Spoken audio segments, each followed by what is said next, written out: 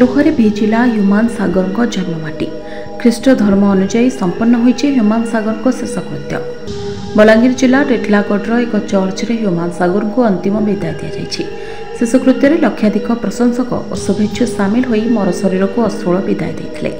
ମରଶରୀର ଟିଟିଲାଗଡ଼ରେ ପହଞ୍ଚିବା ପରେ ହ୍ୟୁମାନଙ୍କ ଘରେ ଓ ଘର ବାହାରେ ପ୍ରବଳ ଭିଡ଼ ଲାଗିଥିଲା। ପରିବାର ଲୋକ, ସମ୍ପର୍କୀୟ, ପ୍ରଶଂସକମାନେ ଶ୍ରଦ୍ଧାଞ୍ଜଳି ଦେବା ସହିତ ଅନ୍ତିମ ଦର୍ଶନ କରିଥିଲେ। ତେବେ ଏମ୍ସ ଭୁବନେଶ୍ୱରରେ ଶେଷ ନିଶ୍ୱାସ ତ୍ୟାଗ କରିଥିଲେ ହ୍ୟୁମାନ ସାଗର। ଅନ୍ୟପଟେ ହ୍ୟୁମାନ ସାଗରଙ୍କ ମୃତ୍ୟୁକୁ ନେଇ ବିବାଦ। ମୃତ୍ୟୁ ପାଇଁ ତାଙ୍କ ମ୍ୟାନେଜର ଓ ଟିମ୍ ମେମ୍ବରଙ୍କୁ ଦାୟୀ କରିଛନ୍ତି ହ୍ୟୁମାନଙ୍କ ମା। ପୁଅ ଡିପ୍ରେସନରେ ପ୍ରାଣ ହରାଇଥିବା ସେ ଅଭିଯୋଗ କରିଛନ୍ତି। ଗୁରୁତର ଅସୁସ୍ଥ ଥିବା ସତ୍ତ୍ୱେ ତାଙ୍କୁ ନେଇ ଷ୍ଟେଜ୍ ଶୋ କରାଯାଉଥିଲା ବୋଲି କହିଛନ୍ତି ଶେଫାଳି ସୁନା। ସଙ୍ଗୀତ ନିର୍ଦ୍ଦେଶକ ପ୍ରେମାନନ୍ଦ ମଧ୍ୟ ସମାନ ଅଭିଯୋଗ ଆଣିଛନ୍ତି। ଅଭିଯୋଗକୁ ଖଣ୍ଡନ କରିଛନ୍ତି ହ୍ୟୁମାନଙ୍କ ଟିମ୍ ସଦସ୍ୟ। ତାଙ୍କ ଶରୀର ଅସୁସ୍ଥ ଥିବାବେଳେ ପରିବାର ଲୋକ କେଉଁଠି ଥିଲେ ବୋଲି ଓଲଟା ପ୍ରଶ୍ନ କରିଛନ୍ତି।